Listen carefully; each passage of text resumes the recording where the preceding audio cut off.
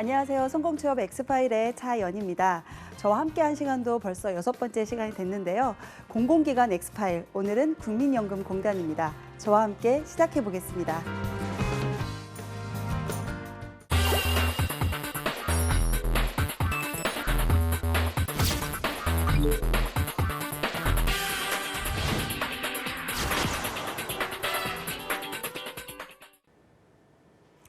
네, 오늘 국민연금공단에 대해서 함께 알아보도록 할 텐데요. 100세 시대에 가장 중요한 건 행복한 삶이 아닐까 싶습니다. 그 행복한 삶에 있어서 또 중요한 것은 우리의 그 안락함을 줄 수 있는 연금이라는 부분을 우리가 함께 동반했을 때 행복한 삶이 있게 될 텐데요. 그런 연금에 대해서 국가에서 우리의 공익을 위해서 관리하고 있는 국민연금공단에 대해서 알아보도록 하겠습니다. 우선 알아보기 전에 노령 인구가 지금 빠르게 증가하고 있죠. 출산율에 비해서 이 노인의 인구가 늘어나다 보니까 실제적으로 작년 대비 실제 국민연금을 받는 노령 인구가 작년에 6명이었다면 올해는 4명 더 늘어난 10명 정도 됐다라는 그런 뉴스의 보도도 최근에 나온 적이 있습니다. 그것처럼 지금 현재 노령 인구가 빠르게 증가함으로 인해서 국민연금 제도가 상당히 중요해지고 있다는 거 잘 아실 겁니다. 그런 국민연금 제도에 있어서 가장 중요한 것은 국가적으로 개인이 연금을 들어서 개인의 삶을 또 준비해야 되는 부분도 있겠지만 국가적으로 우리의 복지를 위해서 대책을 잘 세워서 전체 국민들에 있어서의 공익성을 나눠주고자 하는 그런 국가적 정책 또한 상당히 중요하리라 봅니다. 그렇다면 국민연금 제도가 어떻게 운영되는지 간단하게 먼저 보고 제가 오늘 국민연금공단에 대해서 설명드리고자 합니다. 우선은 가입자라는 부분이 있죠. 직장생활 해보신 분들은 잘 아실 겁니다. 직장생활 하시게 되면은 우리가 급여소득의 일부분을 국민연금을 내게 돼 있습니다. 그래서 직장에 대한 일부분 소득을 가입자로서 가입을 한 후에 소득을 국가의 국민연금에 납부를 하게 되면 그 연금을 추후에 내가 직장 생활을 마치고 난 현재 기준에서 한 65세 이상부터 이제 받게 되는데요. 우리가 받을 수 있는 그 시점에서 국민연금은 또 이렇게 수급자분들에게 연금을 지급해서 남은 삶에 있어서의 좀 더 행복하고 윤택한 삶을 살 수 있도록 국가가 제도적으로 마련한 그런 운영이죠. 자, 그렇다면 지금 현재 보험료 징수액과 그다음에 급여를 지급하고 있는 기준으로 제가 좀 조사를 해보니까요. 보험료 징수액 대비 급여 지급이 아직까지는 뭐 그렇게 넘지는 않고 있습니다만 조금 더 이제 시간이 지나면서 지금 현재의 이런 속도로 간다면 보험료를 징수하는, 다시 말해서 근로자, 일을 하시는 분들에 비해서 급여를 받으시는 분이 너무 많다 보니까 나중에 이런 연금 제도에 대해서 좀 불안해하는 분들이 좀 많이 있다라고 보고 있습니다. 자, 오늘 그런 국민연금 앞으로 어떻게 우리에게 있어서 어떠한 제도를 마련해주고 있고 그런 연금에 좀 불안함을 갖고 있지만 그 연금에 있어서 조금 더 재정적으로 건실하게 우리 국민연금에서는 어떻게 운영하고 있는지 알아보도록 하겠습니다. 우선 국민연금은 1987년 9월에 설립이 되어서요. 국민연금공단이라는 이름으로 준정부 기관으로 승인을 받고 보건복지부 산하의 기관으로 설립되었습니다. 국민의 노령과 그리고 장애 또는 사망에 대한 부분, 다시 말해서 연금이라는 부분이 결국은 나이 들어서 이런 노령에 조금 더 혜택을 받고 국민들의 안정적인 삶을 만들어줄 수 있는 그런 부분에 복지적으로 증진하고자 이런 목적을 두고서 설립이 되었습니다. 현재 소재지는 전라북도 전주시에 소재되어 있습니다. 그럼 국민연금공단 어떠한 미션과 비전을 가지고 운영되는지 간단히 알아보겠습니다. 말 그대로 국민을 튼튼하게, 연금을 튼튼하게 이렇게 만들어서 국민들이 앞으로 삶을 사는 데 있어서 정말 국민의 안정된 생활을 보장할 수 있는 그런 미션을 가지고 비전을 설립하고 있습니다. 그럼 주요 사업에 대해서 좀 알아보도록 할 텐데요. 국민연금공단이 다양한 국민들에게 골고루 혜택을 나눠주고자 하는 사업들로 이루어져 있는데요. 그런 사업들의 특성을 보니까 상당히 많은 사업을 하고 있구나라는 생각이 들었습니다. 다른 기관에 비해서 국민연금공단만이 갖고 있는 다양한 사업들 한번 알아보겠습니다. 첫 번째는 가입자 관리 사업이라고 해서요. 자격 확인 및 강화. 그래서 국민연금을 납부하시는 분들에 대해서 자격을 확인하고 혹시 납부에 있어서 미납하시는 분들에 대해서는 그럼 납부에 대한 자격에 대해서 강화해서 제도적으로 납부하지 않은 거에 대한 좀 처벌적인 부분도 이제 만들고 관리하는 그런 사업을 하고 있고요. 그다음에 연금급여 사업에서 작년도 가장 많은 사업 비중을 차지한 건데요. 연금급여 사업이라고 하는 것은 노령에 계신 분들에게 이제 노령이 계신 분들에게 연금을 드리거나 그다음에 장애가 계신 분들에게 또 사망을 하신 분들에게 이런 연금 급여를 지급하는 그런 부분인데요. 실제적으로 연금 급여 사업이 가장 많이 지금 이루어지고 있고 사업적인 예상 규모도 상당히 높게 잡혀 있다라고 볼 수 있습니다. 그다음에 정보화 사업 해서요. 이제 고객 중심의 연금 업무를 두고 있죠. 아무래도 이제 고객과 면대면 서비스를 많이 제공해야 되는 국민연금공단 입장에서는 국민들 각자의 자신이 납부한 연금에 대해서 과연 내가 어떻게 혜택을 받을 수 있을까? 과연 정당히 받는 걸까? 하는 부분 때문에 때로는 민원을 넣기도 하고요. 그런 서비스 부분에 대해서 궁금해하는 부분들이 많기 때문에 국민연금과 관련된 정보 이런 시스템이나 이런 부분들을 잘 운영하고 관리해서 국민들이 그런 불안감이라던가 국민들이 받고 싶은 서비스 혜택에 대해서 만족할 수 있도록 하는 그런 사업들이 있습니다. 기타 시설 운영과 관련된 사업, 기급 운영, 이런 연구조사, 그래서 노령화되는 이런 연구조사를 통해서 계속 어떻게 변화되는지를 보고서 제도적으로 또 좀 더 유연하게 또 바뀔 수 있는 그런 연구조사 사업까지 해서 다양한 국민연금 제도 사업을 하고 있습니다. 그중에서 좀 장애와 관련된 이런 사업들도 조금 더 우리가 관심 있게 볼 수 있는데요. 우리가 장애에 따라서 근로를 하지 못하는 부분에서 국민연금공단에서는 장애와 관련된 이런 등급 심사부터 시작해서 이런 부분에 연금 수급을 받을 수 있는 부분까지 주요 사업으로 두고 있습니다. 국민연금공단의 실적을 좀 보도록 하겠습니다. 우리가 기사에서 사실 많이 보고 있습니다.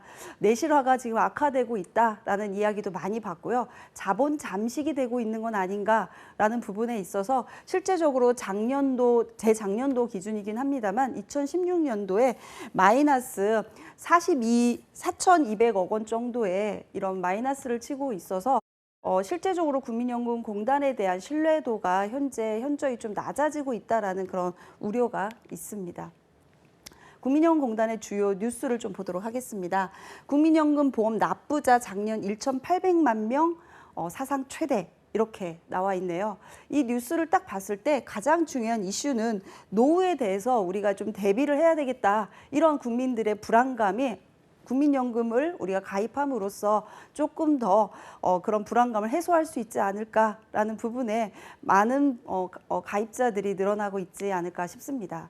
두 번째 뉴스를 보면 10인 미만 사업장의 국민연금 보험료 내년부터 최대 10% 지원.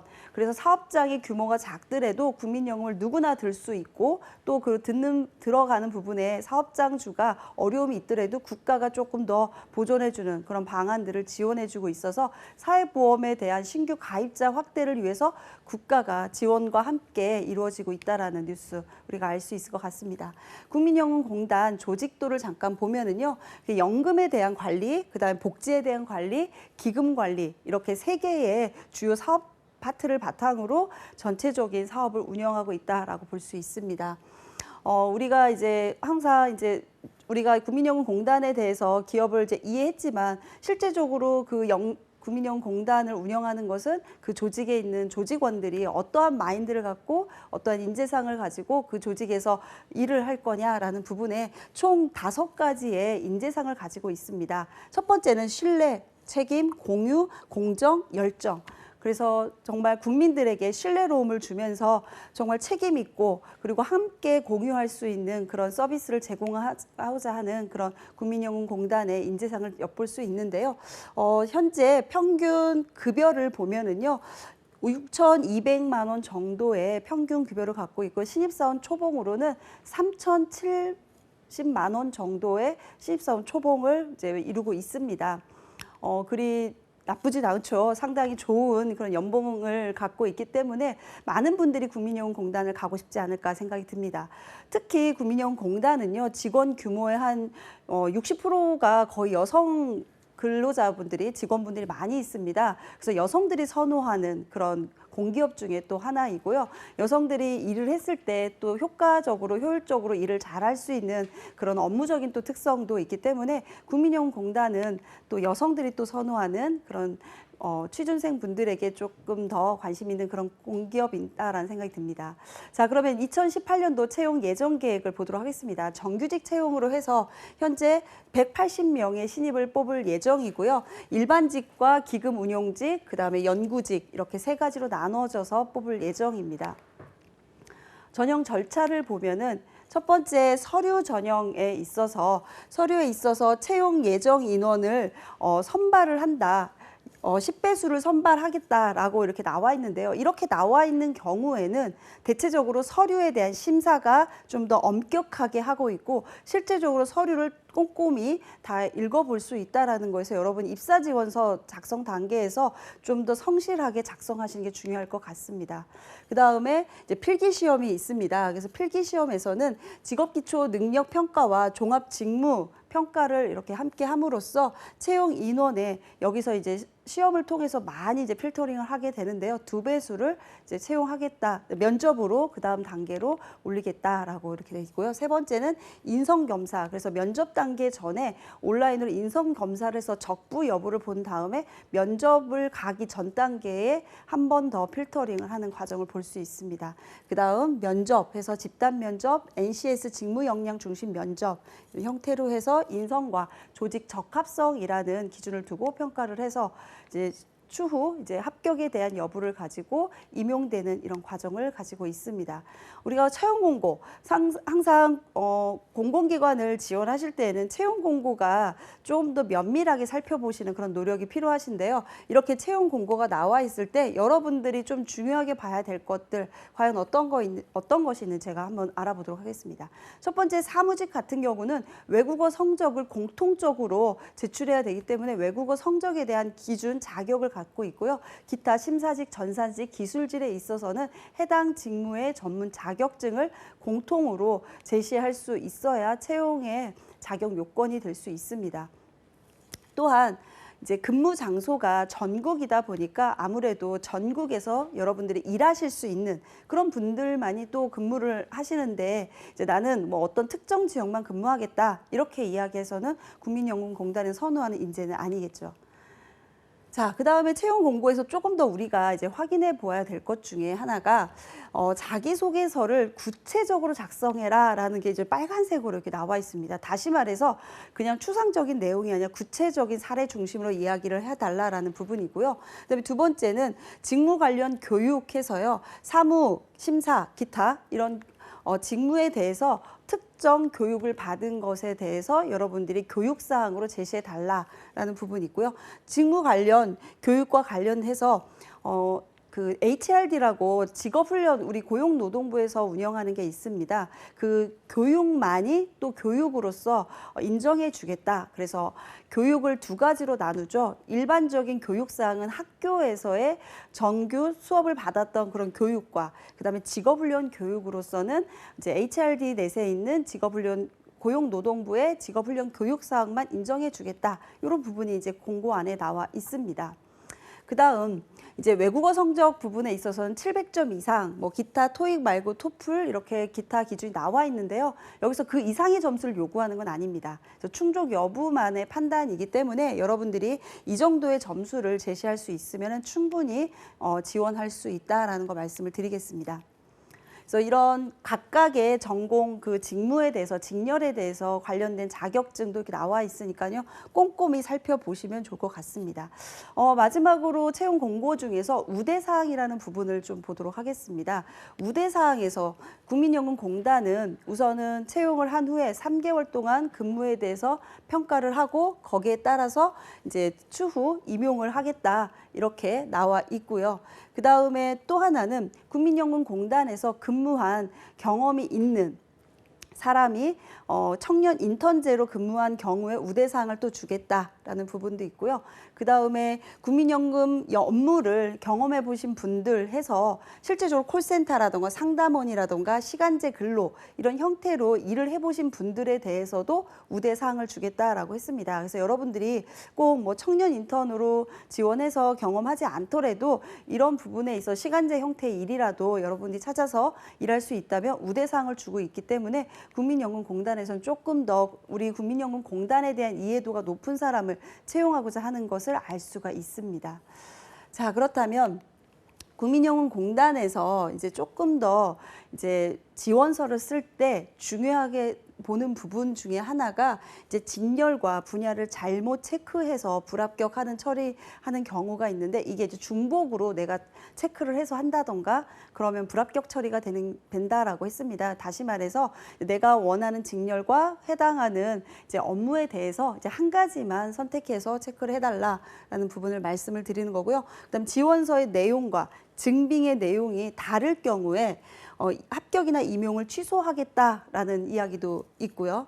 그 다음에 외국어 성적 및 필수 자격증의 번호라던가 등록 번호라던가 이런 취득 일자 이런 것들이 서류와 증빙이 또 다를 경우에 이제 불합격 처리한다. 그래서 여러분들이 그런 증빙 서류와 실제 작성한 입사 서류와의 그런 철저하게 작성을 좀 잘 하셔야 되겠다라는 부분 다시 한번 말씀드리겠습니다. 그러면 이제 국민연금공단의 채용 공고를 보셨고요. 다음은 직무기술서라는 부분을 볼 텐데요. 사무직부터 잠깐 보면은요. 여러분들이 이 직무기술서를 보는 게 좀 어렵습니다. 그래서 대분류, 소분류, 중분류, 세분류 이렇게 나눠져 있게 되는데요. 맨 끝에 있는 이 소분류, 세분류라는 부분에 대해서 여러분들이 해당하는 직무다라고 이제 보시면 되는데요. 사무직 같은 경우는 제도기획, 제도수행, 경영일반 이런 형태의 업무들로 직무로 여러분들을 뽑고자 하고 그 직무에 따라서 능력들을 이렇게 필요로 한다라고 말했습니다. 다시 말해서 그 직무의 미션이 되겠죠. 그래서 해당 제도 기획 하면은 제도 기획에 해당하는 미션 이 부분에 대해서 여러분들이 능력을 수행할 수 있어야 되는데 이 능력에 대해서 좀 더 구체적으로 알고 싶다 하면은 NCS 사이트에 들어가셔서 각각의 능력에 대해서 좀 더 구체적인 설명들이 있으니까요. 이 부분을 좀 더 확인해 볼 수가 있다라고 말씀을 드릴 수 있습니다. 심사직 같은 경우도 이제 근로능력 심사 평가, 그다음에 장애 심사, 이의 신청 심사라는 세 개의 직무로 이렇게 채용을 하고 있는데 이 세 개의 직무에 따라서 각각의 필요로 하는 능력이 제시되어 있습니다. 그래서 이 능력이 이 직무의 미션이고 거기에 필요한 KSA 지식과 스킬과 어떤 태도 이런 부분들이 구체적으로 또 기술되어 있기 때문에 거기에 맞춰서 여러분들이 해당하는 부분들의 경험이나 이런 사례들을 표현할 수 있어야 됩니다. 자, 그다음 전사직도 마찬가지이고요. 그다음에 기술직 또한 이렇게 세 분류에 있는 사항 중에 이제 기술직에 해당하는 건축 설비 시설물 관리 운영과 전기 시설물 관리 운영 이런 부분들에 대한 능력 단위가 또 직무 기술서에 나와 있으니까요. 여러분들이 그걸 확인하고서 아, 내가 이 일을 정말 해낼 수 있는 건지라는 부분을 이제 본인을 평가해보고 거기에 필요한 지식과 이런 수준들에 대해서 이제 자소서라던가 이력서의 작성을 꼼꼼하게 해주셔야 된다라는 말씀을 드리겠습니다. 국민연금공단의 마지막 단계로 저는 입사 서류 분석을 좀 더 해보려고 합니다. 우리가 국민연금공단을 조사하고 채용 공고를 보고 직무 교수서를 보는 것은 결국은 입사 서류에 어떻게 표현할지에 대한 방향성을 좀 더 알려고 하는 거겠죠. 그래서 국민연금공단의 자기소개서 문항 분석을 좀 더 해보겠습니다. 첫 번째 문항으로 작년도에 기출되었던 문항을 제가 오늘 좀 선정해서 가지고 왔습니다. 평균 수명 연장에 따라 행복한 노후를 준비하기 위해서 젊은 시절부터 대비가 필요합니다. 국민연금은 노후 준비의 가장 대표적인 수단으로 그 중요성이 갈수록 커지고 있습니다. 국민연금 제도의 필요성에 대한 자신의 생각을 기술해 주시기 바랍니다. 라고 했습니다. 이렇게 긴 문장으로 돼 있을 때 상당히 어려워합니다. 그래서 어떤 걸 써야 될지 그러다 보니까 노후 준비를 위해서 대비에 대한 얘기를 본인이 막 서술형으로 막 쓰시는 경우들도 있고 아니면은 국민연금 제도에 대해서 막 쓰시는 경우도 있는데 저는 이렇게 여러분들에게 조금 더 포인트를 체크해 놓고 작성하면 좋겠다라고 말씀을 드리고 싶습니다. 이 문장에서 국민연금의 노후 준비라는 부분과 국민연금 제도라는 부분에 대해서 지원자가 얼마나 아는지를 알고자 이 문항을 이제 제시를 한 건데요. 그럼 한번 보도록 하겠습니다. 팁으로 여러분들에게 이렇게 제시를 드렸는데요. 이 관련 산업, 국민연금, 이런 노후, 이런 100세 시대, 이런 어떤 부분에 있어서 트렌드를 알고 있고, 그 다음에 현재 우리 국민연금공단에서 하고 있는 사업이라던가 이런 기업에 관련된 뉴스, 이슈에 대해서 알고 있고, 과연 어느 정도 국민연금에 대한 제도적인 거라던가 이런 부분을 아는지에 대해서 조금 더 확인하고자 이 질문을 이제 낸 건데요. 여러분이 쓰기 위한 단락으로는 국민연금 노후에 대한 취지와 제도에 대해서 1차적으로 좀 더 기술해 주셔야 돼요. 그러니까 이건 좀 공부를 하시고 기술해 주셔야 되겠죠. 거기에 따라서 여러분들이 최근에 국민연금공단에 이슈가 되는 게 이런 게 있다라는 걸 제시해주고 그 부분에 이어서 마무리로 여러분이 이런 부분에서 나는 어떠한 기업에 기여를 해서 이 기업에서 꾸준히 일할 마음이나 이런 부분에서 발전성을 계속 필요로 하고 있다라는 기업에 대한 긍정성으로 표현을 해서 나타내 주면 되겠습니다. 그래서 이 자소서의 질문의 의도를 보면은 기업에 대해서 우리 회사에 대해서 얼마나 아는지, 그리고 우리가 회사에서 하고 있는 사업에 대해서 얼마나 관심이 있는지라는 평가 사항을 갖추고 있다라고 말씀드릴 수 있습니다. 두 번째입니다. 지원한 분야에 해당 직무와 관련하여 입사 지원한 동기, 입사 후 자신의 역량을 바탕으로 이루고자 하는 목표와 그 목표를 이루기 위하여 어떤 노력을 해나갈지 구체적으로 기술해 주시기 바랍니다. 라고 700자 이내 이렇게 써 있습니다. 국민연금공단이 하나의 질문 속에 다양한 무언가를 여러분에게 제시하고 있는데요. 그래서 상당히 쉽지만은 않은 그런 자소서라는 생각이 듭니다. 이때 마찬가지입니다. 어떠한 부분을 포인트로 여러분들이 짚고 넘어가야 되는지를 조금 더 이렇게 체크를 하셔서 보신다면, 이제 지원한 분야에 해당 직무에 대해서 얼마나 알고 있고 그 직무를 통해서 어떻게 계기가 되어서 여러분들이 지원하게 됐는지라는 부분에 대한 것을 이제 알고자 하는 부분인데요. 그러기 위해서 이 직무를 앞으로 꾸준히 어떠한 목표를 갖고 해나갈 거고, 그 목표에 따라서 어떠한 노력을 하실 거며, 그 노력을 구체적으로 그냥 노력하겠다가 아니라 구체적인 제시, 노력의 방법론을 해달라. 라는 부분에서 직무에 대한 이해도를 물어보는 질문이 되겠죠. 그래서 작성을 하실 때 직무에 대해서 우선 1차적으로 직무 기술서를 다시 여러분들이 펼쳐놓고, 여러분이 지원하고자 하는 직무를 좀 더 읽어보고, 능력 단위도 읽어보고, 지식, 그 다음에 스킬, 그 다음에 애티튜드, 어떤 걸 필요하는지, 그 다음에 내가 이걸 위해서 어떠한 부분 때문에 나는 계기가 되어서 지원했다라는 것을 처음에 기술을 해주신 다음에, 그 후에 입사가 된다면 어떠한 목표, 일에 있어서의 어떤 성과가 될 수 있고요. 일에 있어서 달성하고자 하는 목표, 이것을 제시해주고, 그 목표를 위해서는 입사 후에서도 꾸준히 노력하겠다라는 구체적인 본인이 하고자 하는 노력의 관점을 제시해주고, 마지막으로 그렇게 함으로써 우리 국민연금공단에 내가 얻게 되는 이득이 아니라 기여를 할 수 있는 방향으로 마무리를 해주어야 된다라는 겁니다. 그래서 직무에 대해서 잘 알고 있고, 앞으로 기업이 어떻게 비전을 갖고 가고자 하는지,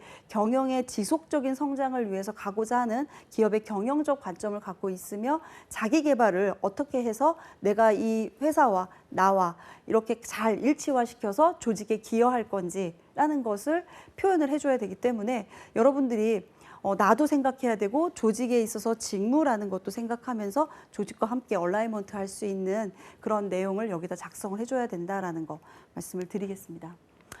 세 번째죠. 자신의 손해 또는 불편을 감수하고서라도 어려움을 겪고 있는 타인을 도와 어려움을 해결한 최근의 경험이 있다면 구체적으로 기술해 주세요라는 질문인데요. 자, 그럼 이때 이제 또 역시 어떤 포인트에서 우리가 이 글의 맥락을 잡고 가야 되는지를 이렇게 체크를 해보면은요. 타인을 도와 어려움을 해결하는 거. 그러니까 내 어려움이 아니라 타인과의 관계에서의 어떤 어려움이 생기는 부분들을 이제 제시해야 되고요. 그렇게 있을 때 어떻게 해결했는지 라는 부분을 구체적으로 작성해 달라. 이 구체적이라는 게 참 어렵습니다만 되게 아주 뭐 우리가 좀 소소하다라고 할 수 있는 것을 또 작성해야 되는 건데 또 그 포인트가 이제 질문하고자 하는 내용과 또 일치를 해야 되겠죠. 그래서 여기서 작성의 팁은 팀워크를 이루고 그 팀워크를 이루다 보면 문제라는 것을 항상 당면하게 되는데 그 문제 직면에 있을 때 나는 안 하면 되지라는 게 아니라 나도 함께 그 문제를 해결하는 그런 조직에 같이 합류해서 조직과 함께 가고자 하는 팀워크성을 보려고 한다라는 거죠. 그래서 타인의 문제적 상황이 있었던 것을 제시해주고 그때 협력으로서 다른 사람들과 함께 도우면서 그 문제를 해결했던 경험을 우리가 서술해 줘야 되고요.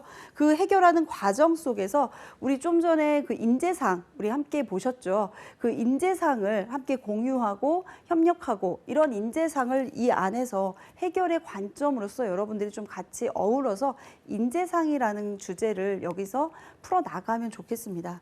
그래서 여기서 평가하고자 하는 것은 문제 해결력, 팀워크, 협력, 소통 이런 부분들의 주제를 가지고 여러분들이 조직에 들어와서 나 하나쯤이야 라는 게 아니라 우리 같이 함께 문제가 생기면 같이 함께 해결하고 그 해결한 문제에 대해서 팀이 항상 성장을 같이 할 수 있도록 하는 부분들을 중요하게 보고 있다라는 걸 말씀을 드리고 싶습니다.